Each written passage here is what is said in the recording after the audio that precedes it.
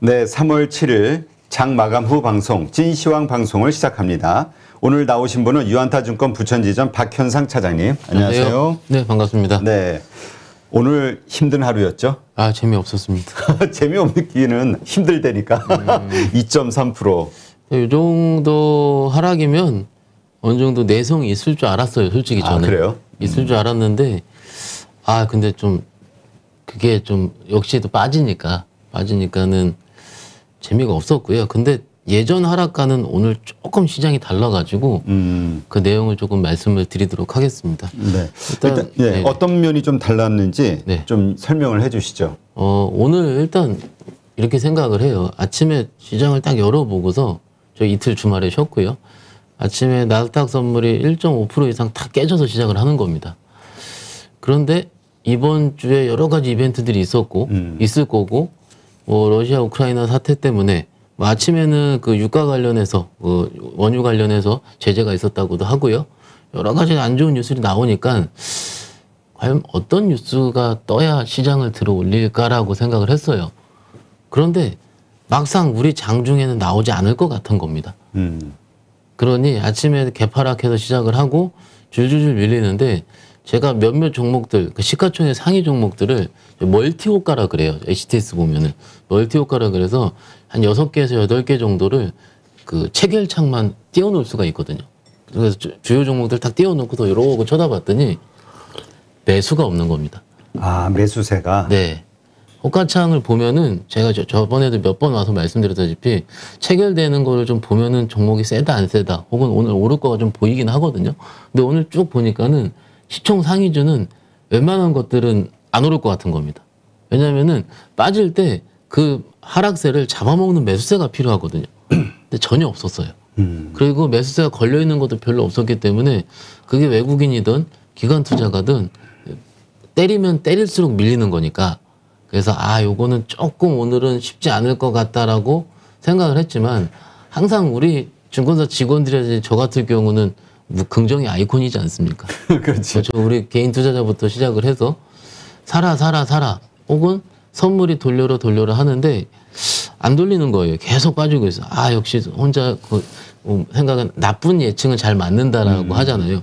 그럴까 했는데 조금 장중에 돌린 게 뭐냐면은 한 오전 오후 사이에 한 점심때 정도 됐을 텐데 무슨 뉴스가 나왔냐면 러시아 우크라이나 사태 관련해서 나토 불가에 관한 논의가 준비돼 있다.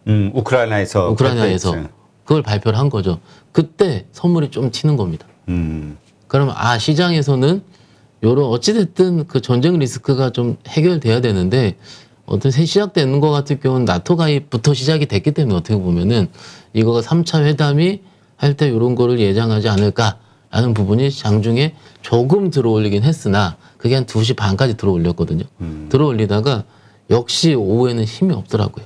그러니까는 외국인들이 계속 사주면 괜찮은데 그럼 기관이라도 이런 뉴스를 보고 믿으면 괜찮은데 지난주에 장이 올라올 때는 이런 어떻게 보면은 그 시장 친화적인 뉴스라는 메시지가 나오면은 들어 올렸거든요. 근데 오늘은 안 그런 겁니다. 이 차이가 뭐냐면은 아마도 외인 기관들도 이 사태가 길어질 것 같기 때문에 단순하게 이런 뉴스 하나로는 시장에서 매도세를 줄어들이거나 혹은 매수세를 늘리고 하는 표현이 좀 적지 않았을까라고 추측을 좀 하는 거예요. 그러니까 오늘 좀 잠깐 화면 보면서 말씀드리자면 제가 이런 표현을 플렉스라고 얘기를 좀 하는데요. 외국인이 1조 1,786억을 팔았고요. 기관이 9,599억을 팔았는데 우리 개인 투자자분들께서 2조 1,000억을 샀습니다. 야, 진짜 많이 받아줬네요. 2조 1,000억. 정말로 받아준 거예요. 그래서 제가 오늘 장이 끝나고 저희 방송에 오기 전에 이제 장이 끝나고 막 시장이 좋을 때는요 직원들이 정신이 없습니다. 왜냐면은 오늘 이거 샀습니다, 팔았습니다 라든지 혹은 많은 상담 전화가 문의가 오기 때문에 그 영업점이 바쁘고 그러거든요. 근데 오늘은 안 바쁜 겁니다. 그래서 제가 이제 가방 메고 나오니까는 뭐 직원이 오늘 파리로 가시냐 물어보더라고요. 그래서 오늘 갑니다. 그러니까 오늘 주제가 뭐냐? 그래서 개인적으로 오늘 장은 매수세가 없는 시장이다라고 얘기할 거다 하니까 개인들이 2조나 샀는데 무슨 얘기냐고. 그렇게 오늘 많이 샀는데. 이런 얘기 하는 거예요. 여기서 제가 두 번째 말씀을 드리는 것 같은데 소위 그 매물을 받쳐놓고서 사는 매수와, 그러니까 나는 삼성전자가 물려 있으니까 이럴 때 물을 타겠다. 이거는 매수세가 아니고 물타기 매수죠. 그렇죠. 예, 이거랑 내가 시장이 살아난 것 같으니까는 내가 공격적으로 주식을 사겠다라는 매수세랑은 좀 성격이 다릅니다. 제가 말하는 매수세는 그 후자의 매수세. 시장이 다시 상승할 것 같으니까는 내가 사려고 싶었던 주식들이 올라가고 있으니 빨리 사야겠다. 이런 매수가 없는 거죠. 그러면 같은 표현이긴 하더라도 그러면 이게 지금 어떤 종목을 사느냐에 따라 달랐는데 오늘 여기 지금 외국인 기관 개인 기금으로 제가 오늘 걸 띄워놨거든요. 띄워놨는데 여기 잘 안 보이니까는 여기 기금을 개인으로 바꿔보겠습니다. 오른쪽 하단부 보시면은요. 여기 지금 오늘 개인 투자자분들께서 삼성전자를 6,200억 샀습니다. 하이닉스 1,800억, 삼성전기 1,163억, 현대차 1,000억, 네이버, HMN 이런 식으로. 근데 웬만한 시가총액 상위 종목들을 제가 보기엔 두루 담았다라고 보는 게 맞을 것 같아요. 두루. 그러니까 어떤 종목이 어떤 섹터의 편향. 예전에는 삼성전자, 하이닉스, 카카오, 네이버 이런 이름만 담았습니다. 근데 지금은 그런 것이 아니고 어떻게 보면 지금 섹터가 다 다르지 않습니까? 그렇죠. 다 다르기 때문에 우리 개인 투자자분들이 보는 섹터도 좀 달라지고 있구나. 예전에는 제가 작년에 저희 처음 나와서 이런 말 드렸어요. 카카오 같은 주식을 찾아달라고. 그때 삼성전자 안 사고 카카오를 살 걸 그랬어. 재작년 기준으로 돌아갔을 때. 근데 지금은 우리 투자자분들이 조금 그때와는 섹터를 달리하고 좀 눈높이를 바꾸려 하는 것 같다는 생각이 좀 들고요. 상대적으로 외국인들이 오늘 산 건 볼 필요가 없겠죠. 왜냐하면 팔았으니까는 저는 요즘 외국인이 오늘 판 거는 크게 의미는 없습니다. 그러면 우리 개인 투자자들 사이에서는 여전히 삼성전자, 하이닉스가 우위에 있긴 하지만은 오랜만에 삼성전기가 들어왔고 네이버는 이따 치더라도 HMM이라든지 기아, 삼성 SDI 종목들이 들어왔다는 것 자체가 제가 보는 오늘 시장의 관전 포인트가 되는데 여기까지 좀 안 좋은 거 말씀을 드린 거죠. 근데 서두에 조금 다르게 봤다라고 말씀드리는 이유가 뭐냐면은 원래 한 60포인트 정도 빠지고 코스닥이 지금 19포인트, 2.1% 빠지면 진짜 많이 빠진 건데 이럴 때는 웬만한 섹터들이 다 빠져야 되거든요. 그런데 각 섹터별로 플러스하는 종목들이 나오는 겁니다. 이게 조금 어떻게 보면 야, 네가 생각하기에는 지금 플러스 0. 몇 프로, 1, 2% 났는데 그게 플러스를 할 수 있느냐라고 하는데 이 정도 매도세면은요 다 팔아야 돼요. 다 팔아야 되는데 그게 아니고 적어도 그 섹터가 무슨 내수주라든지 은행주에서 말씀드리는 게 아니고 우리가 알고 있는 성장성 섹터 내에서 플러스가 나온 종목들이 나오는 겁니다. 그러니까 이제까지 잘 버티고 좋았던 게 아니고 안 좋았었던 성장성에서도 그 대표적으로 자동차에서 플러스 난 자동차 섹터에 플러스 난 종목이 우리가 잘 알고 있는 현대 오토웨버라는 종목. 안 좋았던 섹터 내에서 그나마 선방했던 그렇죠. 주식들이 이제 드디어 팔려 나오기 시작했다. 그리고 플러스가 나기 시작을 하는 거죠. 근데 이게 왜 그러냐면 물론 보는 분들의 각도에 따라서 오늘 현대 오토웨버 레포트 나왔잖아. 그럴 수도 있어요. 근데 장이 이 정도 빠지면 레포트 나오더라도 빠지거든요. 빠지는데 투자자들 사이에서 오토웨버가 선택이 됐다라는 점도 일정 부분 저는 좀 어느 정도는 그 생각이 있을 수 좀 특이했다라고 볼 수 있는 거고 2000년 섹터 내에서도 LNF는 강했고요. 그러니까 소위 그 전에 말씀드렸던 섹터 내 대장주들이 조금씩은 그래도 성장주 안에서도 보이는 겁니다. 게임 안에서도 펄어비스가 플러스가 나 있고요. 이런 식으로 조금 의미를 가지면은 가질 수 있는다는 그런 것들이 시장이 하락함에도 불구하고 조금씩은 나오고 있다라는 거예요. 이게 어떻게 보면은 대부분 투자자분들이 여기서 희망이 없다, 다 팔아야 되겠다 이런 식으로 생각하고 있는데 저는 이런 장을 보면서 조금은 좀 생각이 달라질 수가 있거든요. 특히 이제 좀 이따가 말씀드리긴 하겠지만 이번 주 하반기, 다음 주 초반기에 이벤트들이 좀 쏟아져 나오고 있습니다. 그렇죠. 예. 그래서 그거를 앞두고 아침에 제가 직원들한테 이런 얘기를 했어요. 장이 빠지는데 뭐 힘들죠, 다들. 당연하죠. 직원들이라고 뭐 기계입니까? 그렇죠. 예. 그 제 돈 깨지는 건 상관이 없어요. 근데 그 고객들 깨지는 게 더 힘들어요, 솔직히. 그렇죠. 스트레스 많이 받죠. 엄청 받죠, 일단 지금. 그거에 대한 상황 설명한다는 것 자체가 일단 네. 스트레스잖아. 그리고 그게 그 상황 설명하는 것 자체가 어떻게 되냐면은 했던 얘기를 또 하는 겁니다. 근데 화가 난 투자자들은 지겨운 거예요. 했던 얘기 또 하는 게. 모습 보면 할 말이 뭐 기다려라. 이런 수밖에 없지 않겠습니까? 어찌됐든. 그러는데 이렇게 생각을 했어요.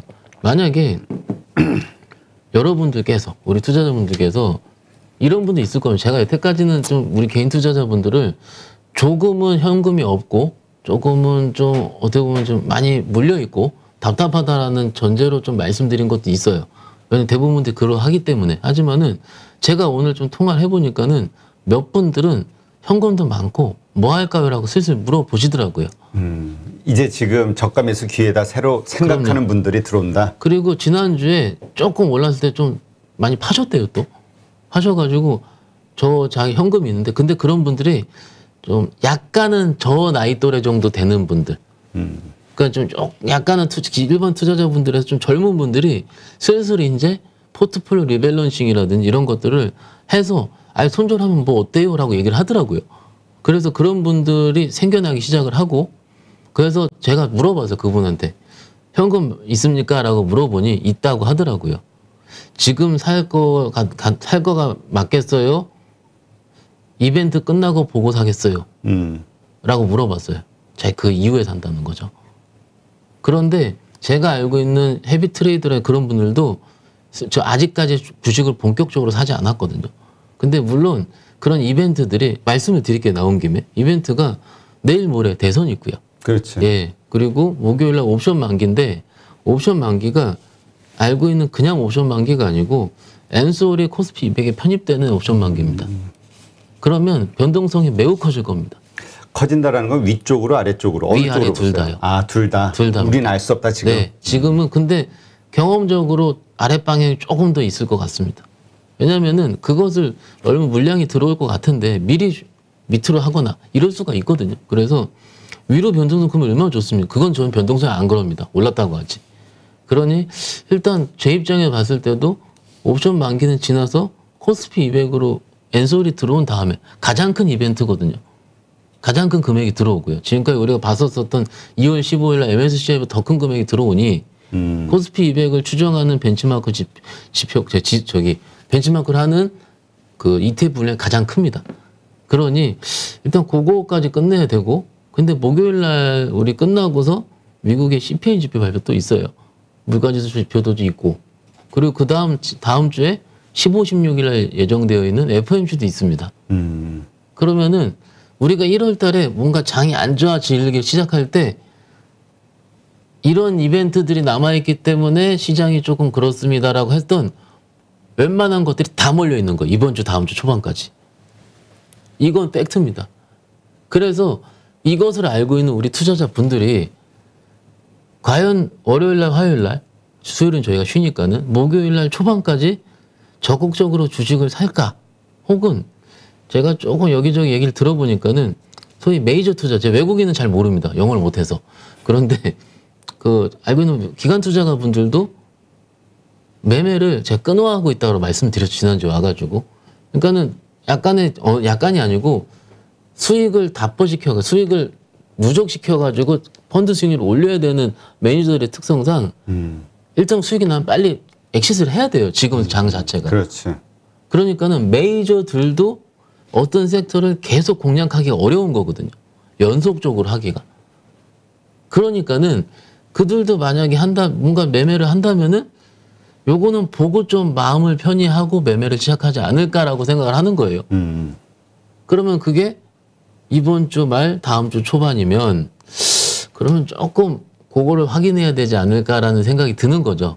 그러니 적극적인 매수를 가담하려는 투자자들이 적어도 월요일 날 그러니까 이번 주 첫 거래일 입장에서 봤을 때는 조금 매수에 가담하기는 좀 어렵지 않았을까라는 생각이 좀 드는 거고 마침 나스닥 선물도 지금 거의 2% 가까이 빠지고 있는데 이런 미국 상황도 안 좋고 지금 저 러시아 우크라이나 3차 회담이 앞두고 있고 그리고 뭐 저기 유가 관련 제재부터 시작해서 유가 제재 거의 끝판왕이거든요. 그렇죠. 예.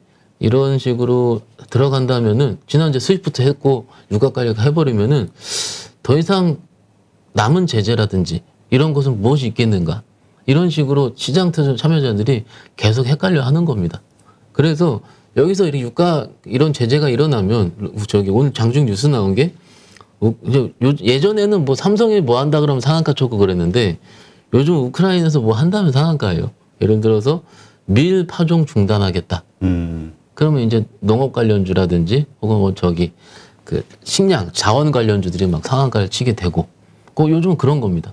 그러니까 솔직히 밀 파종 중단이랑 그 우리가 저기 조비라든지 효성 OMB 같은 그런 종자 관련주들랑은 막상 보면 크게 상관은 없거든요. 그렇죠. 예, 상관없는데 그런 종목들만 상한가를 치고 그리고 오늘 뭐 상한가라기보다는 종목들이 좀 크게 거래가 터졌던 종목들을 보면은 지금 거래 대금으로 좀 볼게요.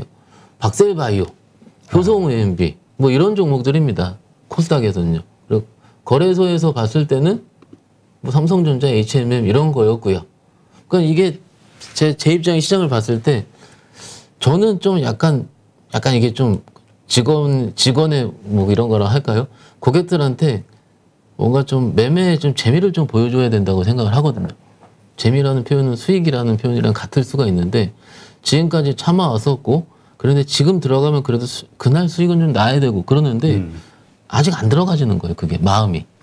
그래서 일단 조금 근데 오늘 하락은 결론적으로 좀 과하기도 하고요, 대표님.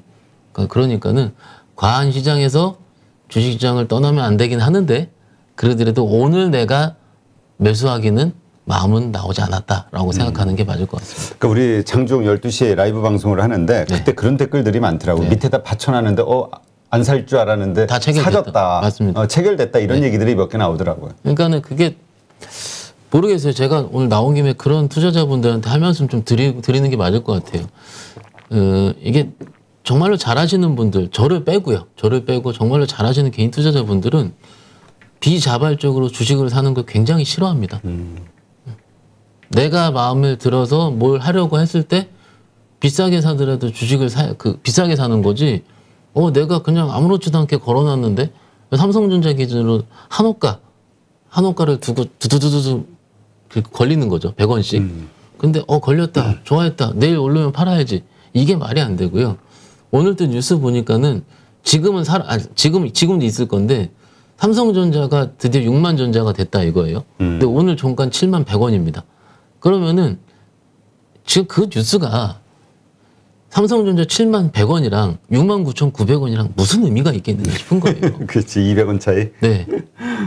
이게 지금 그게 저는 그렇게 생각을 합니다. 지금은 삼성전자를 저가에서 해야 된다? 이런 것도 좋죠. 좋지만은 그냥 시장이 빨리 안정화가 된 다음에 그때 들어가도 늦지 않다라는 걸 좀 말씀을 드리고 싶은 거고 비자발적으로 주식에서 물론 이것을 좀 밸류에이션으로 환산을 해보면 PBR이 2,600대가 한 배 정도 나오는 상황이니까 2,660인가 아마 그럴 거예요. 그러면 지금 가격대 정도면 거의 한 배 정도 되는 거고 매수를 해볼 만한 가격대가 맞는 거죠. 근데 여기서 대전제는요. PBR 한 배에서 주식을 매수할 만한 가격대는 분할 매수라는 겁니다. 분할 매수고 내가 빠지면은 2,660 혹은 2,600 이하에서도 왜냐면 과매도권이니까요. 더 살 수 있는 룸이 있어야 된다는 거예요. 왜냐하면 여기서 분할 매수 시작하면 단가가 떨어지다가도 여기서 올라오면 플러스가 나는 거니까. 근데 이제 여기 시작됐다고 이제 여기서 다 들어가 버리면은 대부분이 많이 다 들어가 버리거든요. 그러는 것보다는 차라리 플러스가 시작돼서 그때부터 분할 매수 시작하는 거가 오히려 좀 낫다고 생각을 하거든요. 그래서 일단은 삼성전자 뭐 요렇게 좀 말씀을 드리고요. 네. 네, 그렇습니다. 일단 지금 그렇다면 아까도 잠깐 얘기했지만 이번 주 좀 굵직한 것들 국내도 많지만 사실 뭐 FOMC 회의에서 금리 인상 결정되는 것도 있고 하니까 지금 그렇다면 서둘러서 살 필요도 없지만 서둘러서 팔 이유도 없다. 그럼요. 단가가 떨어진다 하더라도 그렇게 이해를 할게요. 자, 그렇다면 우리가 이제 계속해서 이야기하는 게 내가 어떤 주식을 들고 있느냐 이걸 자꾸 확인해라. 왜냐하면 이 어려움이 끝나고 나서 계속 오를 만한 주식인지 아니면 우리가 소위 밈 주식이라고 표현했잖아요. 네. 가치가 없는 약한 주식을 들고서는 많이 빠졌다는 이유로 그냥 있는 것인지 이걸 좀 확인해야 되는데 일단 괜찮아 보이는 섹터 이런 게 있다면 현재 시점에서 어디 쪽이라고 보세요? 일단 오늘 아까 제가 뭐 현대오토웨버라든지 뭐 LNF 같은 종목을 좀 말씀을 드리긴 했는데 오늘 섹터 내에서 그나마 플러스 난 쪽이 컨텐츠거든요. 컨텐츠? 네네. 컨텐츠를 잠깐 말씀을 좀 드려볼게요. 지금 제가 보고서를 매일 살펴보는 편인데 그 산업보고서가 이틀 정도 되는 기간 동안 세 개 증권사에서 같이 나온 적은 별로 못 봤거든요. 같은 산업. 그리고 이제 조선, 자동차 같은 그런 쪽이 아니고 콘텐츠는 좀 작기 때문에. 근데 제가 좀 제 나름대로 요약을 해드리면서 말씀을 드리자면 일단 콘텐츠는 성장주다 이거고 그 PRQ가 같이 올라가야지 되는 거고요. 지난주에 우리가 기억을 해보면은 중국에서 밥 잘 사주는 예쁜 누나. 이거 아시죠? 요게 3일 저녁부터 공식 방역이 됐다 하더라고요. 아, 그래요? 예. 그런데 요게 중국에서 뭘 했다 하면은 저도 이제 방송을 많이 다니니까 가끔 게임주라든지 이런 콘텐츠 주식 얘기할 때 중국에서 뭔가 한한령이 해제됐을 때 이런 얘기하면은 우리 투자자분들 댓글이 엄청 안 좋아요. 왜냐면은 계속 속아왔었다는 거죠. 그렇지. 예. 저는 충분히 이해를 하거든요. 그런데 이렇게 한번 생각을 해보죠. 우리 구독자분들. 적어도 그런 시기, 기대감이 있을 수 있는 시기 동안에는 그 섹터는 안 부러지거든요. 그러니까 당장 안 하겠다 이게 아니잖아요. 이게 오문이라고 그것도 작년 12월 달에 남은희 여사님 나왔었던 그것도 이제 나왔었고 지금 한 3달 만에 처음 나오는 건데 이게 지금 밥 잘 사준 예쁜 누나를 만든 제작사는 키스트, 그러니까 흡수합병한 컨텐츠 K라는 회사고 그리고 유통은 J콘텐트리에서 유통을 하거든요. 그래서 요 뉴스가 나왔을 때 J콘이랑 키스트가 좀 움직이긴 했어요. 근데 오늘은 아마 종목들 보시면은 A스토리가 잘 움직였거든요.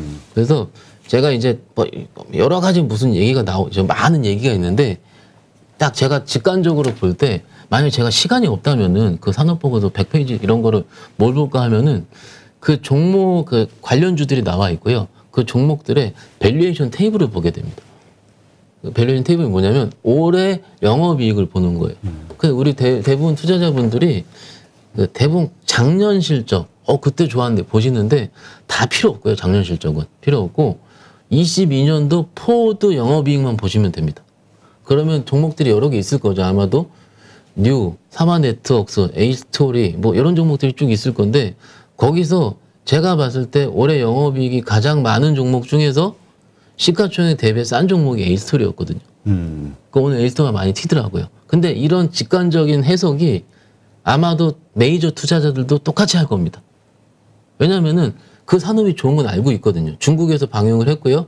디즈니 플러스가 아마 몇 주 전에 22년도 K 콘텐츠 라인업을 추가 공개했고요. 그러니까는 이러면 해야 된다는 건 맞아요. 근데 1월 달에는 너무 성장주가 문매를 맞았기 때문에 재미가 없었고 해볼만 하지 않다가 4분기 실적을 발표하니까 콘텐츠 업체들이 설정이 그래도 괜찮은 거예요. 예상보다. 왜냐하면 작년에 워낙 안 좋았거든요. 작년이랑 올해를 좀 비교를 해보면은 A스토리 기준으로 제 기억으로 한 2월달, 3월달에 굉장히 세게 튀었거든요. 그때 왜 세게 튀냐면은 작년 영업이익 기준으로 한 150억 나온다고 하니까는 거의 저점대에서 거의 2배가 튀었을 겁니다. 왜냐면은 그 대비해서 그때 A스토리 되게 쌌었거든요.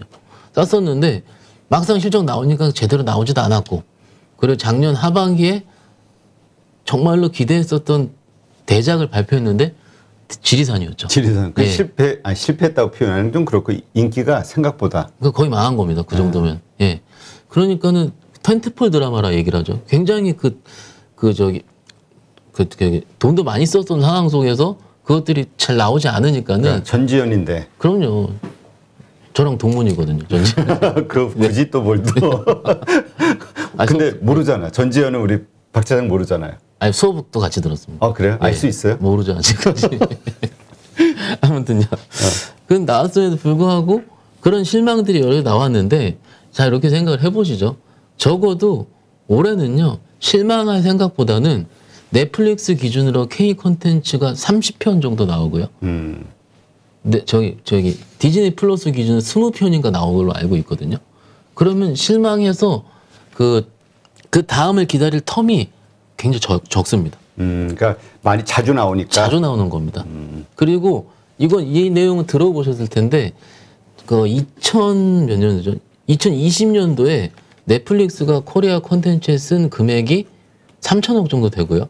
21년도에 6천억 정도 됩니다.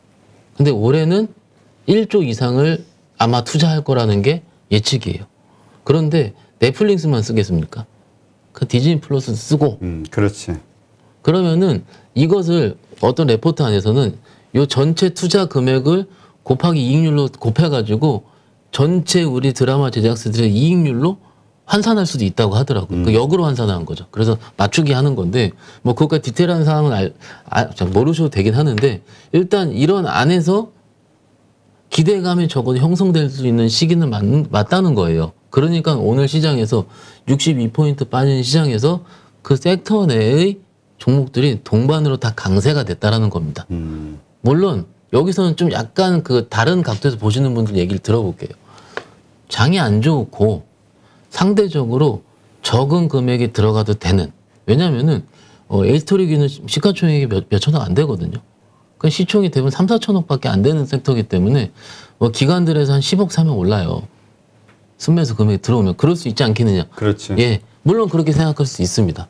그렇지만은 적어도 지금부터는 우리 구독자분들께서 적어도 이런 이벤트들이 얼마 안 남은 상황에서 우리가 2,600을 한번 받고 내일 한번 더 받으면 2,600 또 깨겠죠. 그런 상황에서도 플러스가 난 섹터 혹은 종목들은 1월, 2월은 그냥 힘들어서 내가 놨다 치더라도요. 정신을 놨다 치더라도 지금부터는 스터디가 시작될 필요가 있다라는 겁니다. 그 이유라든지. 왜냐면은 또 현금이 없고 아까 대표님께 정확하게 말씀하신 거예요. 소위 내가 밈주식을 들고 있어서 그냥 방치하는 게 아닌지 이렇게 생각을 하는데 방치를 하고 소위 리밸런싱 하는 것도요. 리밸런싱 하는 종목에 대한 섹터에 대한 내가 확신이 있어야지 바꿀 수가 있는 거거든요. 그렇죠. 그러면 이것도 안 돼 있고 이것도 안 돼 있으면 그건 방치예요. 근데 내가 들고 있는 거는 정말로 너무 너덜너덜 빠져가지고 그럴 수 있다 치겠습니다, 제가. 왜냐면 저도 그런 경우도 있고 옛날에 사원 대리 때 정말로 쳐다보기가 싫은 거예요, 정말로. 그렇지. 그 이후부터 제 투자 소신이 뭐냐면은 물려도 내가 실적 나오고 버틸 수 있는 걸로 사놓자예요, 저는. 그러니까 제가 그러니까는 뭐 아까 말씀드린 여러 가지 저기 곡물 관련주 이런 것들을 안 하는 이유가 투자가 저한테 오늘 이렇게 전화에 이런 게 얘기하더라고요. 너도 진짜 대단한 놈이라고. 그래서 왜 그러십니까? 하니까는 어쩜 그런 거 하나도 안 사냐요. 지금 이렇게 시류를 쫓아서 네. 치고 빠지고 할 생각을 왜 안 하냐? 네. 실적하려면 해야죠. 얘기했어요. 그런데 저는요. 안 해봤겠습니까? 제가 10년 넘게 했어요. 그것만. 하는데 결국은 했을 때 못 먹었다는 겁니다. 이렇게 단기 어떤 이슈들에 의해서 들어왔다 나갔다 하는 게 기본적으로 못 쫓아간다고 생각하는 게 맞아요. 그렇죠. 왜냐면 일들이 어떻게 전개가 될지 우리는 전혀 예상이 안 되니까. 네. 지금 저는 그렇게 생각을 해요. 그래서 만약에 어떤 종목을 진입하고 섹터를 진입할 때는 적어도 제가 장이 안 좋다는 표현을 연속성이 없기 때문에 안 좋다라고 말씀드렸었죠. 지난 시간에도. 섹터가 오늘 오르면 내일도 오르고 오늘 내일 올랐으면 모레 살짝 쉬었다가도 3일을 올라야 되는 게 매매를 할 수 있습니다. 그런데 오늘 오르고 빠지고 우크라이나 하면은 오르고 다시 그러니까 이것도 오늘도 그래요. 유가 관련주들 올랐는데 생각을 해보세요. 오늘 3차 협상이 있습니다. 그래서 잘 되면은요. 내일 천연가스 관련주들 난리 나요. 천연가스 그 곡물 관련주 다 끝나는 건 좀 죄송하고 다 빠질 겁니다. 아마. 그렇죠. 근데 오늘 많이 올랐으니까 그러면 그게 변동성이 노출이 되는 거거든요. 그러면 차트를 논할 수가 없어요. 그런 섹터들은. 그렇지. 지금 순간적으로 올라갔던 것들이니까 이 상황에 의해서. 차트 수급을 그럼 우리가 볼 때 뭔가 주식을 살 때 3박자라고 그러지 않습니까? 거래 차트 수급이라고 그러지 않습니까? 근데 그러니까 차트랑 수급이 전혀 못 볼 수 없는 투자가 제대로 된 투자냐 이거예요. 아니거든요. 세 가지 맞아서 세 박자 다 맞아야지 물론 밸류에이션 기본입니다. 맞아야지 매수를 들어갔는데 이거 두 개가 빠졌는데 요거 하나 가지고 그럼 변동성이거든요. 그럼 나는 주식 투자를 하는 게 아니고 변동성 투자자가 되는 거예요. 변동성 투자자는요. 코인 투자자랑 거의 비슷합니다. 어떻게 보면. 그러면은 그거를 뭐 하나 좀 흥분해서 좀 넘어갔는데 운이 좋아야 돼. 예. 그러니까는 적어도 이 타이밍에서는 저 아까 투자자분께서 대단하다 하는 게 한 주도 안 사거든요. 한 주도. 유혹이 많이 있어요. 그리고 가끔 보면은 뭐 정치인 관련주들 있잖아요. 그렇죠. 가끔 보면 매집하는 것도 보여요. 이렇게 보면은 이렇게 빠져가지고 거래 좀 툭 들어오면서 하면은 거의 먹습니다. 웬만하면. 제가 10년도 안 바뀌었어요. 근데 그래도 참습니다. 그래도. 그러니까는 참는 거고 지금 시기에 제가 보는 저기 각도에서 컨텐츠가 이런 식으로 조금 시장에서 보고 있으니 한 5개에서 6개 종목 정도 될 겁니다. 그 종목들을 여러분들께서 조금 스터디하면서 어떻게 스터디를 하시냐면은요. 그 레포트를 보시면은요. 디즈니 플러스의 콘텐츠 라인업이 쭉 있고요. 어떤 회사에 만든지가 다 나옵니다. 그러면은 거기서 여러분들이 아, 이 콘텐츠가 재밌겠다 라고 생각할 수가 있잖아요. 그럼 회사에 전화를 해보는 겁니다. 전화해봐서 그 콘텐츠 언제 방영 예정인지. 그러면 그 콘텐츠가 잘 안 되더라도 적어도 한 달 전부터는 매수세가 붙을 수 있거든요. 작년까지 기억으로 생각을 해보면 작년에 우리 콘텐츠 성공한 거는요. 약간 한국식이라든지 혹은 좀비물이 성공을 했거든요. 그러면 이 두 가지 정도의 교집합을 가지고 이 한 22편의 콘텐츠에서 넷플릭스의 30편의 콘텐츠에서 뭐가 좀 할 것 같은지. 그럼 뭐 예를 들어서 이제 작가라든지 혹은 출연진도 더 중요하겠죠. 같이 복합적으로 보시면서 그거를 기다리면은 올해 투자에 한 꼭지 정도 나올 수 있을 거예요. 한 꼭지 정도. 근데 그 우리가 아까도 말씀하셨지만 워낙 섹터 그리고 기업들의 그 시총 자체가 크지가 않다 보니 네. 뭐 변동성이 좀 심한 거 아니냐. 네네. 그러니까 오를 때는 또 오르는데 또 떨어질 때는 또 걷잡을 수 없으니까 이게 이제 겁나는 거라. 이거에 대한 섹터 자체에 대한 그 안정성이 없으니 네. 이게 지속적으로 상승할 수 있는 어떤 그 모멘텀이 있다고 하면 모르겠지만 항상 예 말씀을 드리지만 그 섹터가 마음에 안 들면은 안 하시면 됩니다. 저는 언제든지 언제나 이렇게 오픈이 되어 있습니다. 그래서 투자자들한테 오늘도 이제 물어보시는 게 어디 봐야 됩니까라고 물어보셔가지고 종목은 뺄게요. 종목은 빼고 그냥 섹터만 말씀드린 게 한번 바이오 한번 봐보세요라고 얘기를 했어요. 그러니까는 왜냐고 물어보시죠. 제가 저번 주에 좀 보니까는 바이오 종목들 수급이 좀 들어오는 겁니다. 기관 수급들이 들어오는데 그 레포트를 살펴보니까 지난주 한 말 기준인데요. 기관 투자가들 사이에서 워낙 셀트리온도 많이 빠지고 삼바도 다 많이 빠져 있으니까는 코로나 이전 수준 혹은 진짜 안 좋을 때 수준까지 바이오 종목이 빠져 있으니 그 바이오 종목 빠져 있으면은 거기서 어떤 종목이 괜찮을까라고 종목 셀렉션이 시작된 시기 같다라고 그 레포트에 좀 나와 있더라고요. 아, 그래요? 네. 그래서 그런 얘기를 좀 드렸어요. 그래서 그 투자자분께서 안 한다는 거예요, 나는 바이오. 그럼 하지 마세요라고 했어요.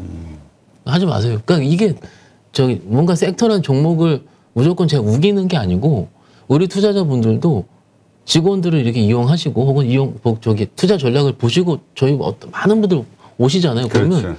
거기서 우리 여러분들이 원하는 혹은 내가 좀 꽂히는 그런 섹터 혹은 투자 전략을 가지고 트레이닝을 하시는 겁니다. 그러니까 어떻게 보면은 이 컨텐츠 주에 이미 거래를 해봤고 네. 사본 적이 있고 어느 정도 아는 분들이라면은 아 이렇게 이해를 하면서 가는데 잘 모르는 분들 같은 경우는 또 이렇게 수업료를 낼 수도 있는 거잖아요. 그렇죠. 왜냐하면 또 이게 또 화끈하니까는 또 많이 들어가요. 그렇지. 예.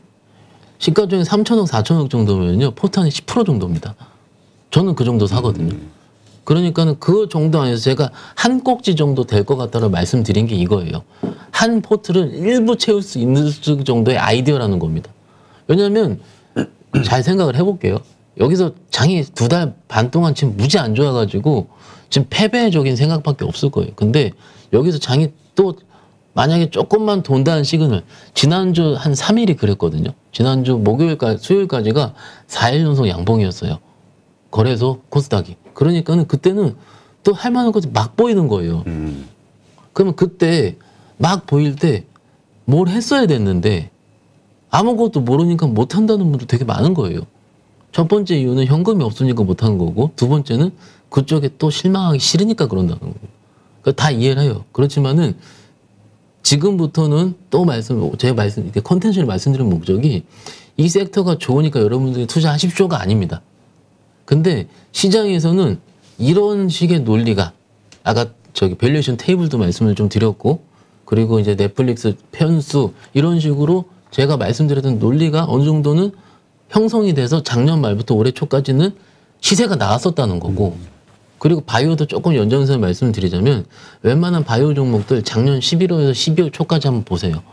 12월 보시면 제가 그때도 와서 말씀을 드리긴 했는데 그때도 대부분 그 웬만한 종목들이 바이오 종목들이 1월 초에 JP모건 헬스케어 컨퍼런스 하기 때문에 그 전에 움직인다라는 거였거든요. 움직이는데 그때도 거의 한 2, 3주 움직였어요.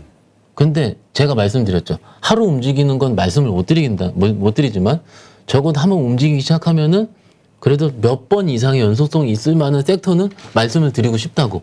그런 섹터가 지금 바이오 섹터가 조금 개인적으로는 좀 추측이 좀 되는 거예요.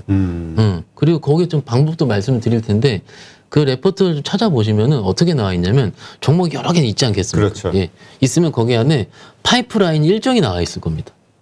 그러면 파이프라인 일정을 어떻게 보면 가장 가까이 있는 일정 있는 종목부터일 거예요. 그게 바로 뭐 좋든 나쁘든 결론이 빨리 날 테니. 그렇죠. 뉴스가. 그래서 뭐 예를 들어 3분기 안에 나겠다 싶으면은 저거 기대감이 형성되니까는 적어도 그들이 외국인이든 그런 메이저 투자자들이 사겠다는 거죠. 원래 그렇게 합니다. 매매할 때. 근데 그 수익률이 생각보다 높아요. 왜냐면 지금 종목들 제 거 개인 채널에서도 봤는데 바이오 종목만 몇 개를 들고 있으시다 그러더라고요. 많이 들고. 예. 진짜 뭐라 그럴까. 바이오만 하신 거죠. 예, 바이오. 근데 바이오 하시는 분들의 특징이 한 방을 원하시는 분들이죠. 그럼요. 예. 근데 그것도 또 나누셨어요, 종목도. 근데 제 개인적인 죄송한 얘기지만 같은 금액에서 나눈 게 아닙니다. 추가 입금하신 겁니다. 그거는 바이오 내에서 계속 종목이 늘어났다는 의미는 손절치고 일본 처음엔 손절을 칠 거예요. 치는데 포기하고. 예. 그런데 이게 쳐봤자 의미가 없다라는 걸 아실 거거든요. 근데 지금은 웬만한 바이오 투자자분들이 굉장히 많은 허탈감 있으실 겁니다. 그렇죠. 예. 그래서 그 입장에서 제가 다 들고 있는 분들 바이오를 하시라는 말씀 못 드리겠어요. 그렇지만은 요것도 한 5% 정도의 그 포트 안에서 해볼 만한 일종의 아이디어 거리라고 생각합니다. 그렇다면 지금 일단 우리가 첫 번째 투자의 아이디어로 삼는 게 네. 어떤 특정한 산업에 대해서 여러 증권사가 공통적으로 언급하는 순간 네. 그게 이제 하나의 좋은 시그널이 될 수가 있는 거니까. 네네. 근데 이제 그런 시그널로 보이고 있는 게 현재 컨텐츠주하고 네. 바이오주다. 네, 컨텐츠는 3개가 나왔고 바이오는 수급으로 봤을 때 일단 시세가 들어오고 있는 중이고. 아, 그렇게 네. 이해를 하고요. 네. 그렇다면 바이오주 가운데서 이제 우리가 또 선택을 해야 되니 그렇죠. 왜냐면 뭐 수십 개니까 네네. 수백 개인가요? 네. 뭐 하여튼 수십 개 정도 되니까 그 가운데서 그러면 일단은 신약 파이프라인에 대한 임상 결과가 예정돼 있는 곳으로 한번 체크해 보자. 네, 바이오는 종목을 말씀을 못 드리겠어요. 이게 그렇죠. 왜냐면 이게 워낙 변동성이 높다 보니까. 근데 요거는 왜 이렇게 지금 요런 저도 맨날 얘기할 때 바이오를 안 산다고 말씀드리잖아요. 근데 말씀을 드리냐면 그만큼 투자 전략이 잘 안 나와서 그렇습니다. 지금 현재 시장에서. 예, 맞습니다. 그러니까 살 게 없다는 거잖아요. 쉽게. 그러니까 쥐어짠 거죠. 예. 그러니까 어떻게 보면 굳이 쥐어짜면서까지 사야 될 것이냐. 그렇죠. 그러니까 제가 또 말씀을 드리잖아요. 그러니까 아까 저한테 투자자분처럼 하지 마시라고. 그러니까 저는 차장님도 하지 말라 그랬죠. 저한테 그러더라고요. 그래서 아니 그러더라도 근데 여기 밑에서 올라오면 많이 수익이 나니까라고 했는데 그 안 한다 얘기하시더라고요. 그럼 제가 리스펙트합니다 했어요. 그리고 또 하나 말씀드린 곳이 2차전 장비 쪽을 좀 보시라고 말씀을 좀 드렸습니다. 거기도 지난주에 한 2군데 정도 증권사 산업보고가 좀 나왔고요. 한 증권사에서는 100페이지가 넘습니다. 아, 그래요? 그래서 제가 개인 채널에서 주말에 얘기를 했더니 그 투자자분께서 100페이지를 다 보셨다 하더라고요. 그 공부 진짜 열심히 하십니다. 하시는 분들은. 제가 오늘 그 투자자랑 통화를 하고 심지어 생업에서 굉장히 바쁘신 분입니다. 예, 정말로. 저랑 나이 비슷하고요. 그러니까 저 놀라서 말씀을 좀 드리는 건데 다 봤는데 대충 요거 정도 된다 하더라고 이렇게 얘기를 하시더라고요. 그래서 그 차장님 생각은 어떠냐 해서 그럼 하시면 된다고 제가 이렇게 말씀을 드렸어요. 근데 2000년 장비 쪽의 논리는 이겁니다. 지금 2000년 소재에 대한 투자가 왜냐하면 약간은 지금 니켈 가격도 급등이 나오고 있고요. 좀 약간은 그 완성차 입장에서, 그러니까 배터리 셀 업체 입장에서 소재 가격 급등이 나와서 배터리 가격 급등이 나왔다라고 하면은 완성차 업체한테 가격을 정하기가 좀 어려울 것 같습니다. 가뜩이나 좀 출하가 적은데. 그러면은 셀 업체 같은 게, 완성 셀 업체 같은 경우는 당분간 좀 어렵고, 그 소재도 지금까지 굉장히 많이 올랐으니까 뭔가 하기도 어려운 상황에서 이미 올랐다는 게 부담이죠, 소재 업체들은. 그러면 그렇게 크게 오르지 않은 장비 업체들이 아이디어가 어떨까? 그리고 올해는 뭐 SK온부터 시작해서 LG에너지솔루션 다 투자가 이루어지고 실질적으로 2022년도에는 집행이 되는 단계입니다. 올해는. 집행이 되기 때문에 장비 발주는 당연히 늘어나고, 이런 논리가 있었는데 이게 언제 있었냐면 엔솔 상장하기 전에 잠깐 한 2주 있었습니다. 그 N플러스한 종목이 단기간에 따블이 났고요. 뭐 CIS 종목, 이런 종목들 한번 찾아보시면 나올 거예요. 그런 종목들이 쭉쭉쭉 올라가다가 지금 다시 원위치 되어 있습니다. 그러면은 그런 섹터가, 왜냐하면 이런 논리도 소위 메이저 투자자들이 좋아하는 논리거든요. 그리고 두 번째는 하루 만에 꺾일 논리가 아니라는 겁니다. 지금은 어떤 섹터를 선택할 때 러시아 수혜 있으면 쫙 오르고 수혜가 아니면 빠지고, 대표적으로 조선주라 이런 쪽도 그랬죠. 그렇죠. 조선주 요즘 좋았죠, 분위기가. 좋았죠. 좋았는데 막상 논리 자체는 물론 수주 좋으니까 작년에 좋았잖아요. 그런데 올해는 달라질 것이다. 그런데 러시아 나오기 전까지 달라진 건 몰랐나요? 그러다가 LNG선이 늘어날 수 있다. 가스관이 막히면 LNG가 막히면은 늘어날 수 있다. LNG선 발주가 늘어날 수 있다. 요 한 꼭지 때문에 오른 거고, 두 번째 꼭지는 이제 HMM 기준으로 지난주에 오른 이유는 뭐냐면은 러시아 노선을 막으면은 부족 현상이 다시 심해질 수가 있다. 그렇죠? 이런 식의 물류 대란이 다시 나올 수 있다. 이런 식의 논리가 또 나오는 거죠. 그래서 HMM이 지난주 20%씩 오르고 그랬잖아요, 하루에. 그러니까는 그런 아이디어 말고 소위 뭔가 발주가 시작이 되면, 혹은 뭐가 시작이 되면 그래도 올해 내내 조금은 그래도 회자가 될 수 있는 뭔가의 아이디어를 찾아서 말씀을 드리는 게 제 역할이지 않았나 싶은 거예요, 솔직히 말씀을 드리면은. 그래서 오늘 말씀드린 게 2차전지 장비 쪽 한번 보시고 바이오를 한번 보시는 게 어떻겠느냐고 말씀을 좀 드렸습니다. 네, 그렇군요. 2차전지 장비도 사실 한 달 전인가요? 소재주보다는 이게 나을 것이다. 왜냐면 이제 전부 자동차 내재화하면서 예. 거래처가 늘어나고 있으니 맞습니다. 장비들이 일단 상당히 많이 들어가지 않겠냐. 네. 이게 이제 기대감인데 그 기대감이 유효하다는 거죠. 네, 왜냐면은 그쪽 섹터 같은 경우는 1기가와트당 장비 발주 금액이 숫자로 계산이 돼요. 저 레포트를 확인해 보니까는 작년 대비해서 한 어느 정도 늘어날 수 있다라고 확인을 한 것 같은데, 그런 식으로 추정치가 나오고 주가로서 아직 발현이 되지 않았다면은 적어도 빠져 있을 때는 다른 섹터들 올라오는 것보다는 조금 빠르게 탄력이 있지 않을까 싶은 거예요. 그래서 이 섹터가 무조건 해야 된다 이 말씀을 드리는 게 아니지만은 한번 정리를 한번 해보죠. 이게 지금 만약에 오늘 움직였었던 섹터가 만약 장이 내일 좋아지면 뭐가 움직일까? 이것도 첫 번째 생각이 될 수도 있는 거고, 두 번째는 오늘 좋았었던 종목이 내일 장이 좋아졌는데 더 좋아진다. 그럼 그 주도주가 되는 거죠. 그러니까 그것들을 적어도 지금 시점에서는 저도 생각을 할 텐데 여러분을 생각을 해봐서 그 종목이 움직인 논리, 그 논리가 올해 내내 계속될 수 있는 논리인지 아닌지를 생각해보고, 올해 내내 계속된 논리가 아니다 싶으면은 어떻게 하겠어요? 익절해야죠. 현금 만들어야죠. 그런 식으로 그것들이 매매 플레이가 되지 않을까 싶어서 말씀을 드리고 있습니다. 네, 알겠습니다. 자, 지금 유상증자 하는 주식들이 간혹 나오고 있어요. 네. 이거에 그래서 이제 다들 이걸 받아서 들고 갈까? 아니면 정리하고 유상증자분만 남겨놓을까? 뭐 하여튼 여러 가지 고민하시는 분들이 있는데, 일단 요 관련된 이슈 한번 좀 다뤄봐 주시죠. 일단 제가 요 주제를 정하게 된 이유가 뭐냐면은 대한전선이라는 주식이 있어요. 저기 어디야 토스에서 그냥 무료로 한 주씩 나눠주면서 아주 핫하게 떠올랐던. 한 주 줬나요? 난 좀 지인들 보니까 코스 증권 깔면 한 주씩 받았다고. 근데 받은 주식이 막 30% 40% 상승했다고. 뭐 그래가지고 주식시장에 들어온 친구들도 꽤 있더라고. 아, 그러시구나. 근데 결국은 다 물렸지. 저희 시간에서 아마 유상증자를 많이 다뤘을 텐데 제가 조금 그냥 쉽게 좀 현장의 의미로 말씀을 드리자면 어떤 기업이 유상증자를 한다라는 공시를 봅니다.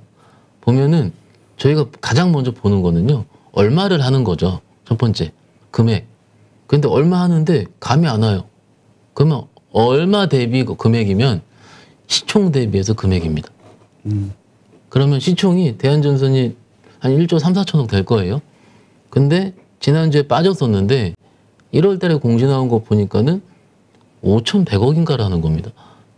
그러니까는 시가총액 대비해서 5,100억이면 제 주수로 계산도 안 돼요. 안 돼서 아마 이제 저도 이제 영업점에서는 유상증자 받으실래요? 안 받으실래요? 전화를 합니다. 고객들한테. 그러면 이제 상담을 하시는 분도 있을 거고, 혹은 무조건 나는 물 타서 빠져나온다 하는 분이 계실 거고, 어떤 분은 더 줄 수 없느냐 하시는 분도 있고요. 이렇게 하는데, 기본적으로 그 종목 예를 들어 5천억 정도 유상증자를 해서 물량이 나온다 칠게요, 대표님. 그러면 5천억 이상의 거래가 나와야 되지 않겠습니까? 그렇죠. 그래야지 그 물량은 확인이 돼야 하는데, 그러면은 적어도 지금 가격 대비해서 유상증자를 받는 단가가 하한가 정도 이상의 차이는 나야 돼요. 왜냐면 물량 나면 하한가 칠 수가 있으니까. 근데 그 갭이 최근에 장이 안 좋아 좁혀지는 겁니다. 그래서 그 유상증자를 받을까 말까 하는 분, 의아해하시는 분 늘어나고. 그런데 제가 계좌를 쭉 열어보니까는 예를 들어 1억을 하는데 대한전선이 옛날 사놔가지고 한 몇십만 원 있는 거예요. 1억짜리가? 네. 근데 이거를 할까 말까 고민을 하시는 겁니다. 그래서 그분의 계좌를 열어보니까 종목이 20-30개인 거예요. 아, 그러니까 요즘 왜냐하면 그 손절 처리 못하고 그냥 좋다고 하는 주식은 그냥 다 담은 분들이 의외로 작년 시장에 많이 있었더라고요. 그러니까는 이게 예를 들어 1억이라는 금액은 진짜 큰 금액입니다. 주식 특히 개인 투자자가 할 수 있는 금액에서 1억이라는 돈을 굉장히 이런 가장 리스크가 있는 투자 대상에 들어왔다는 것 자체는 소중한 돈인데 그 종목을 20개 이상 종목인데 제가 보기엔 5종목 이상은 그냥 버려도 되는 종목이에요. 근데 그 종목이 합쳐서 몇백만 원이 안 되는 겁니다. 그러면 여기서 질문이 하나예요. 대한전선 그 종목을 유상증자를 이게 빠진다는 얘기는 아닙니다. 이 종목을 예를 들어서 말씀드리고 최근에 있었던 이슈니까는 이 종목을 내가 유상증자를 받을지 안 받을지 고민하는 게 효과적일까? 그죠? 그리고 아니면 없다고 생각하는 게 효과적일까? 이거예요. 혹은 나머지를 리밸런싱을 잘해서 대한전선 손실난 금액을 메꿔야 되는 게 효과적일까? 이걸 먼저 고민을 하시는데 대부분의 투자자분들은 이거를 그래서 유증을 할까 말까입니다. 그래서 언제 오를 것 같냐 이거예요. 그걸 알면은. 예. 그러니까 제가 말씀을 드렸죠. 일단 5천억 정도 유상증자가 나오고 아마 3월 17일 정도 될 거예요. 뭐 날짜 확인을 해보시고요. 적어도 나온 게 말씀드리자면 해당한 날짜에 상장이 되면은요 본주는요 이틀 전에 크게 빠질 겁니다. 요거를 권리분 공매도라 얘기를 하거든요. 그러면 투자자분들이 잘 모르시면은 잘 몰라요. 잘 모르시는데 이게 대부분 분들이 그거를 이런 스킴을 모르시니까 말씀을 드리는 거예요. 주식이 들어오는 전제가 있으면은 이틀 전에 증권사 HTS에 살펴보면은 권리분 공매도라는 화면이 있습니다. 주문 화면에서. 거기서 주식을 좀 하셨던 분들은 미리 주문을 내요, 아침에. 시장가로. 바로 때립니다. 그러니까는 미리 이틀 전에 상장하기 전에 미리 빠지니까는 정신없고 그날 또 빠지니까 정신없고 이렇게 되는 거거든요. 그러면 이틀 전과 하루 전 그날의 3일치 거래량이 새로 신규 상장하는 금액의 거래량을 뒤엎어야지 매수세가 살아나는 거거든요. 그러니까 그만큼 돈이 일단 기본적으로 유상증자는 주식수가 늘어난다는 차원에서 일단 악재로 보는 게 정상적이지 않나요? 그렇죠. 이게 주식의 기본 그 적정 주가는 어떤 시가총액 나눈 게 주식수잖아요. 그러니까 주식수가 늘어나는 거, 분모가 늘어나니까 적정 주가가 빠질 수밖에 없는 거고, 그건 당연한 겁니다. 그런데 이제 그거를 뉴스를 보시면은 요건 대한전선이 아닙니다. 일반적으로 그 종목들이 나오는 보면은 그전에 호재성 뉴스들이 많이 나와요. 그러니까 그게 뭐 증설, 돈이 그럼요. 너무 장사가 잘 돼서 증설을 해야 된다. 이게 또 상승의 기폭제가 되기도 했잖아요. 정말로 전지 소재주가 그럼요. 강력하게 상승하는 업종 내의 종목들은 그게 호재가 맞습니다. 작년에 에코프로비엠, LNF가 대표적인 경우였고요. 근데 그 종목들은 워낙 강력하게 상승하는 산업에 있었던 거고 올해는 조금 다를 것 같습니다. 이게 그 시장에 있으면서 시기마다 좀 다르게 반영을 하거든요. 다르게 반영하는 게 증설이 호재가 되는 시장이 있고요. 증설이 악재가 되는 시장도 많이 있었어요. 근데 작년에는 워낙 좀 특이한 케이스라 보는 게 오히려 좀 맞을 것 같고요. 일단 그래서 아까 이제 포트에 얼마 되지도 않는 비중의 주식을 가지고 유상증자 받을까 말까 하는 고민도 이해를 하지만 그 종목들이 올라가기 위해서는 이런 그 권리분 공매도라든지 거래량을 뒤엎는 것들이 나와야 된다. 그리고 그 스킴을 알기 전에 내가 포트 이만큼에서 요만큼 갖고 있는 포트를 가지고 내가 그런 거를 유의미하게 뭔가 하는 게 내가 효과적일 수 있는지 아닌지를 먼저 지금 시장에서 생각해 봐야 한다는 저 취지로 말씀을 드리고 또 반대로 상한가 치면 또 되게 좋아하세요 또. 물론 상한가는 기분 좋은 거죠. 그렇지. 아니 지금 가지고 있는 주식으로 또 그게 또 수익이 난다고 하니까. 네네. 근데 진발을 요만큼 들고 있는 거니까. 근데 요거 좀 나온 게 말씀드리면 소위 이제 뭐 전문가들이라 합니다. 뭐 카톡방이라든지 뭐 이런 사람들이 리딩방. 그러면 종목들을 수십 개 뿌려요. 수십 개 뿌리고 한 3, 40개 뿌립니다. 2, 3주 안에. 근데 뿌리는 종목들 보면은 옛날에 제 기억을 한 번씩 상한가 쳤던 놈들이에요. 그러니까 정치 테마주라든지 오늘 오르는 상한가 친 종목들 이런 것들인데 3, 40개 중에서 하루에 하나씩은 상한가 칩니다. 왜냐면 그런 끼는 종목들 넣어놨으니까. 근데 상한가 치다가도 언제서 한 1년 있으면 없어진 종목들도 많이 있고. 그러니까는 그 상한가 친다고 좋아할 것도 아니고요. 아니고 정말로 이런 기회에 내 포트가 과연 내가 버틸 수 있고 내가 괜찮다고 생각하는 포트로 들어있는지 막상 비자발적으로 내 포트가 아까 대표님께 말씀하신 것처럼 물려있는 게 아닌지 요거를 고민할 수 있는 하루가 되었으면 어떨까 이렇게 말씀드립니다. 네, 알겠습니다. 하여튼 뭐 지금 여러 가지 이유로 들고 있는 주식 아마 호재와 악재 막 섞여 있을 거예요. 그럼요. 근데 문제는 어찌됐든 다 아마 마이너스인 경우가 많을 거고. 근데 지금 시장에서는요. 지금은 2650인데요. 좋은 종목도 부러져 있고 나쁜 종목도 부러져 있습니다. 그러니까는 적어도 시장에 올라올 때 좋은 종목 먼저 올라오게 되거든요. 그러니까는 지금은 좀 버티시는 게 맞습니다. 네. 예. 일단 지금 6시 15분인데요. 네. 저희가 지금 녹화하고 있는 시간이 네네. 현재 시점으로 뭐 지금 독일 지수 유로 스톡스 50 이런 것도 뭐 한 4%대 4% 가까이 좀 하락해 있는 상황인데 나스닥도 한 1.7 네. 하락해 있고 내일장이 아무래도 어려울 수 있잖아요. 네. 이런 식으로 가다 보면 네. 내일장 어떻게 대응하는 게 좋을까요? 일단 아침에 열어봤을 때 저는 주식을 살 때와 팔 때를 구분해야 된다고 보거든요. 근데 열어봤을 때 주식을 사야 될 때는 느낌이 올 겁니다. 아마 투자자분은. 근데 너가 오지 잘 온다 말씀하시는데 내가 들고 있는 종목 막 10개 들고 있으면은요. 10개 중에서 6, 7개가 계좌 안에 플러스가 나면 장이 살아나는 거거든요. 그렇게 판단하시는 게 좀 편할 것 같아요. 제 생각에는. 뭐 지수를 보고 뭘 하는 게 아니고 그만큼 확산세가 있다는 거니까는 그럴 때는 쟁여놨던 현금 조금 단기 매매라도 하시는 게 좋을 것 같고요. 근데 10개 중에서 6, 7개 다 마이너스다. 그러면 일단 가만히 있으셔야 됩니다. 그리고 지금 아까도 말씀드린 올해 이번 주 하반기 다음 주 초반에 이벤트들 때문에 시장이 숨죽여 있다 하잖아요. 네. 그래서 아마도 우리가 설 전에 있었던 코스닥 시장의 급락이라는 이런 거는 제 개인적인 기준에 봤을 때는 좀 덜 나올 확률이 높다고 봅니다. 그러니까 그때는요, 그때 많이 팔면은 뭐죠? 툼에 동참하는 거가 되거든요. 그러니까 적어도 툼에 동참할 필요는 없다라고 생각합니다. 예. 네.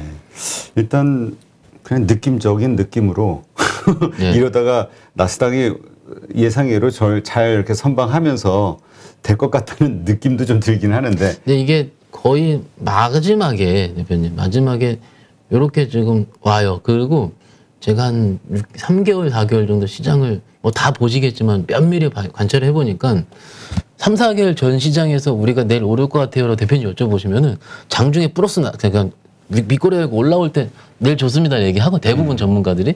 근데 요즘은요 전일 꽉 찬 음봉 그 다음에 장이 오르는 경우가 더 많습니다. 그러니 조금은 기대를 해봐도 되고 아까 말씀 생각대로 좋든 나쁘든 생각했던 바대로 흘러간 적이 별로 없어서 맞아요. 거꾸로 보게 되더라고 이제는. 아, 이렇게 시장이 안 좋았으니 지난번에 이어서 오늘도 안 좋을까? 오늘은 이러다가 시작하면 오히려 또 좋아지지 않을까 이런 기대감을 갖게 되는데 어쨌건 현재 벌어지는 상황으로는 안 좋을 수 있으니 내일장. 네, 일단 내일 안 좋다. 그러면 일단 그것도 역시 버티는 수밖에 없다는 얘기죠? 지금 2650에서 종목들을 손절매하는 거는 저는 아직이 아니고 큰 의미가 없다고 생각합니다. 지금 인버스 들어가시는 분들도 있더라고요. 여기서 얼마를 더 하락할 거라고 예상하시길래 들어갈까 싶은 생각도 있는데 그건 그만큼 시장이 안 좋을 거라고 보는 분들이 늘어나고 있다는 걸로 봐야 될까요? 요런 시장에서요. 꼬시는 사람들이 많다는 거죠. 더 떨어질 것이다. 네. 왜냐면은 개인 투자자분들은 굉장히 외롭거든요, 대표님. 혼자 하시는 분들은 진짜 힘들어요. 특히 이제 우리 채널 구독자분들 계실 텐데 이제 예를 들어 남자분이시면 그 부인 몰래 하시는 분이라든지 그러면 채워놔야 되거든. 예. 들키기 전에 뭐라도 내가 행위를 해야 되는데요. 제가 단언코 말씀드립니다. 안 하는 게 가만히 있자. 예, 더 맞습니다. 지금 뭐 인버스하고 뭐 내가 리밸런싱하고 이거요. 큰 의미 없습니다. 그렇게. 네. 예. 하더라도 좀 올랐을 때 하자. 좀 어느 정도 숨통 트일 때, 그러니까 10개 중에 6개, 7개 플러스 날 때 그때도 돼요. 예. 알겠습니다.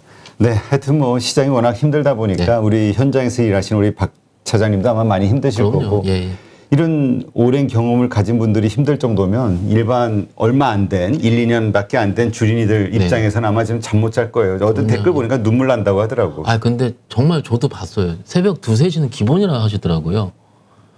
주무셔야 돼요. 네, 스트레스 받으면 다 안 됩니다. 나스닥 보면 왜 불안하거든. 아, 그러니까요. 네, 알겠습니다. 오늘 좋은 인사이트 함께해 주신 박현상 차장님 고맙습니다. 감사합니다. 네, 방송 보신 분들, 네, 사실 답이 없죠. 이런저런 그래서 이제 여러 가지 각도에서 시장을 바라보기 위해서 말씀을 좀 나눠봤는데요. 예, 하여튼 가장 중요한 것은 자신의 투자 원칙, 그 다음에 앞으로 시장이 어떻게 흘러가든 어떻게 대응하겠다라는 자신만의 기준 반복적으로 말씀드리는데 요거에 대해서 한번 만들어 보시는 거 필요하지 않을까 싶습니다. 일단 나스닥 너무 신경 쓰지 마시고요. 편안하게 주무시고 건강해야 버티거든요. 그럼요. 당연하죠. 네, 내일 장중 라이브 방송 12시에 뵙도록 하겠습니다. 수고 많으셨습니다.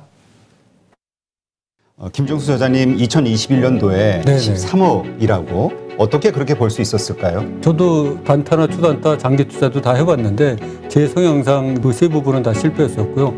주식 투자는 이게 평생 할 수 있는 직업입니다. 주식 투자를 그렇게 오래 하려면 무엇보다도 다른 사람한테 종목 이런 거를 의뢰하거나 추천받아서 하면은 오랫동안 할 수가 없습니다. 스스로 혼자 할 수 있는 그런 능력을 배워야 됩니다. 그래서 누구나 1시간 안에 200개 종목에서 좋은 종목을 고를 수 있는 그런 능력을 배양할 수 있도록 제가 도와드리려고 그렇게 하고 있습니다.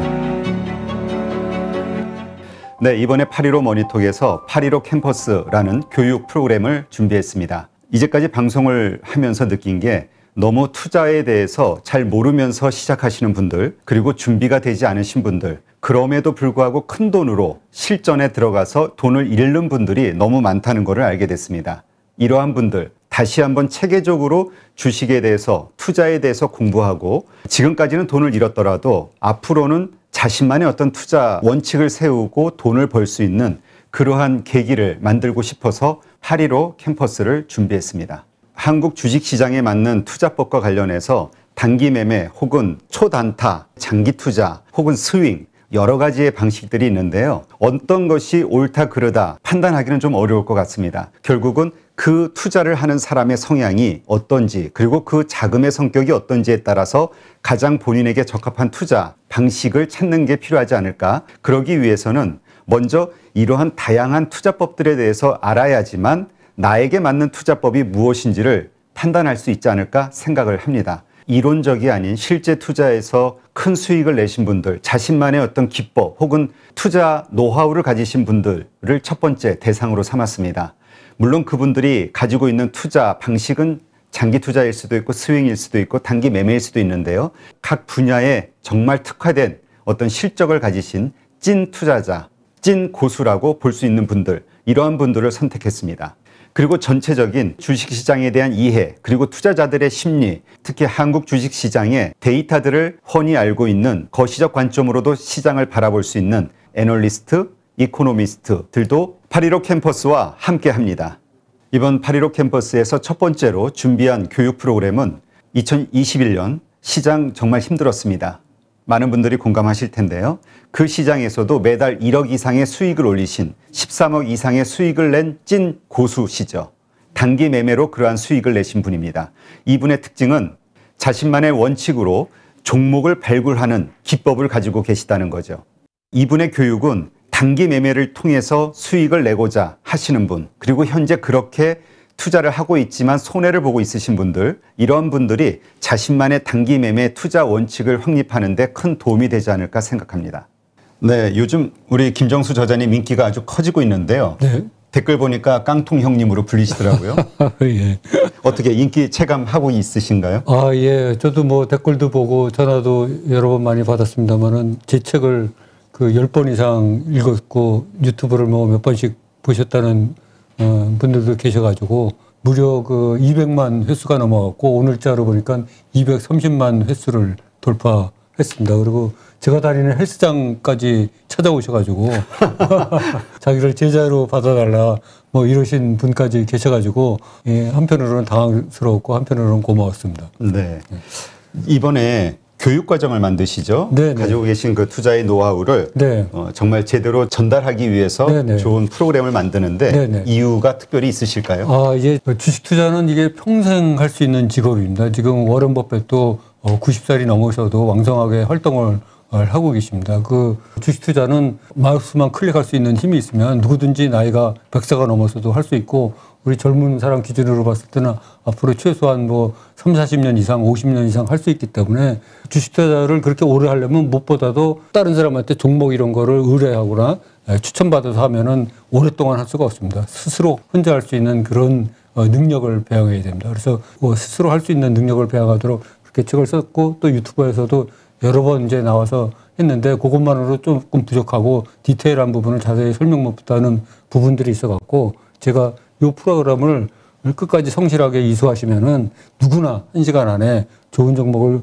고를 수가 있고 또 나만의 필살기를 갖추어가지고 평생 그 낚시를 즐기면서 할 수 있는 그런 바탕을 마련해주고자 하고 있습니다. 그래서 깡통을 무려 12번이나 쳤지만 13번째 성공하고 14년도에 무려 13억 이상의 돈을 번 제가 확신을 가지고 여러분을 도와드릴 테니까는 여러분도 저를 믿고 같이 따라와 주시면 좋은 결과가 있을 것으로 이렇게 생각이 됩니다.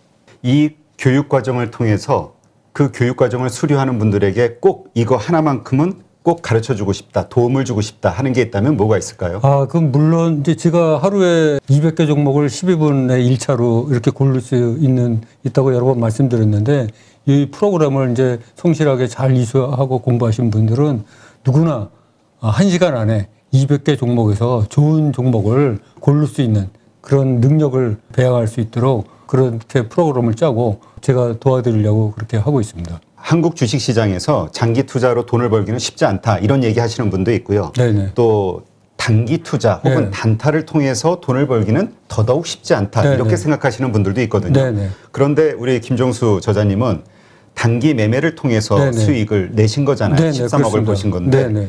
그 단기 매매의 그 기간, 그러니까 네네. 어떤 주식을 샀을 때 언제 파시는지. 네네. 제가 이제 주로 장대 양봉이 형성된 그 세력이 돈을 넣은 그런 종목을 위주로 특히 또 그 턴어라운드 된 그런 주식만 사서 그 이익이 한 플러스 10% 정도 나면은 매도를 하는 그런 거를 이제 기계적으로 반복을 해왔습니다. 그래서 그 수익이 누적되다 보니까 굉장히 큰 수익을 낼 수 있었습니다. 그러니까 이번에 교육 네네. 프로그램에서 가르치시고자 하는 것은 네네. 한국 시장에 특화된 단기 매매 네네. 트레이딩 방식이라고 그렇습니다. 생각하면 되겠네요. 네, 맞습니다. 저는 저도 단타나 초단타, 장기 투자도 다 해봤는데 제 성향상 이제 그런 거가 맞지 않았었고 그 세 부분은 다 실패했었고요.